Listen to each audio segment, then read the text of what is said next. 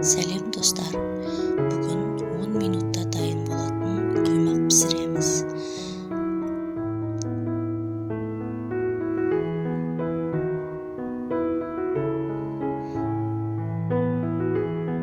Бізге керегі 3 дана жұмыртқа, сүт, қайнаған су, ұн, қант, сұйық май және де тұз керек болады.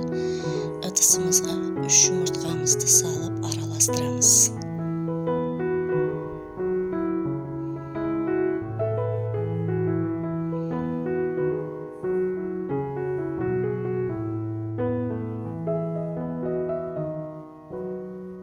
Жұмыртқамыздың үстінен қантымызды салып араластырып аламыз.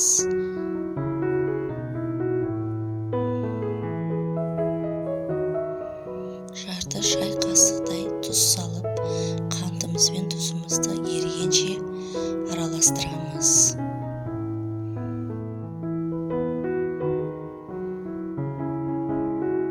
Еріп болғаннан кейін сүтімізді құямыз.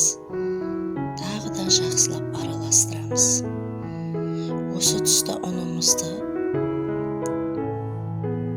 аз-аздан салып, бір массаға келгенше араластырамыз. Ешқандай разликитель, сода қоспайсыздар.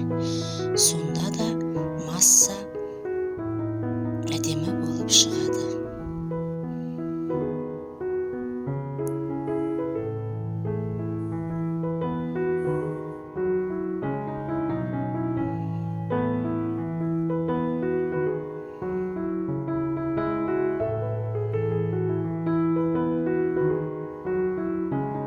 Шамалы осындай қою болады. Түйірі қалмастан барлық қоспаларымызды бір келкі масса болғанша араластырып аламыз. Мінекей массамыз дайын болды. Үстінен қайнаған суымызды құйып, бірден жақсылап араластырып аламыз. Араласқан соң үстінен сұйық майды құюды ұмытпаңыздар.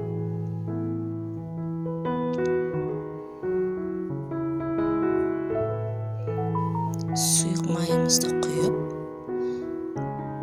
жақсылап араластырып аламыз. Менің сұйық май құйған видеом түспей қалыпты, кешірерсіздер. Мінекей менің массам дайын болды. Осы тұста айтарым, отқа табамызды қойып, қатты қыздырып аламыз. Блинчиктердің ажурный болып шығуы табаларыңызға да байланысты. Табамыз қатты отта тұрып, астын майлап, массамызды құятын кезде орташа отқа қойып, осылай айналдырып құйып аламыз. Блинчиктеріңіздің қалың ұшқа шығуы ол сіздердің құюларыңызға байланысты.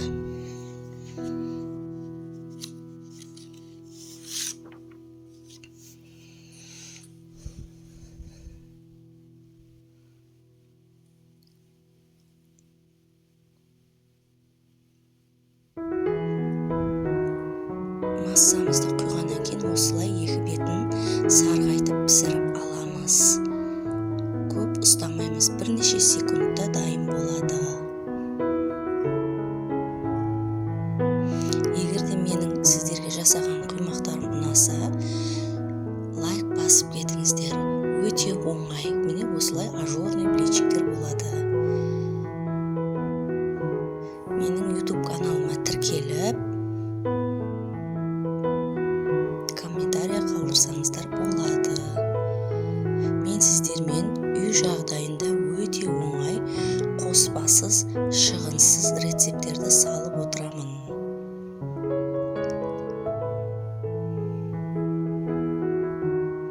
Мінекей менің де блинчиктерім дайын болып қалды.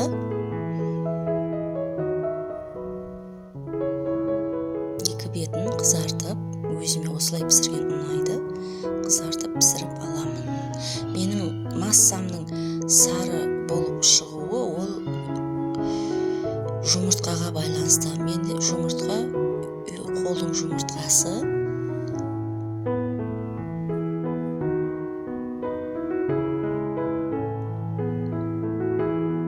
Мінекей осылай пісіріп ала бересіздер. Өзім қызартып пісіргенді ұнатамын.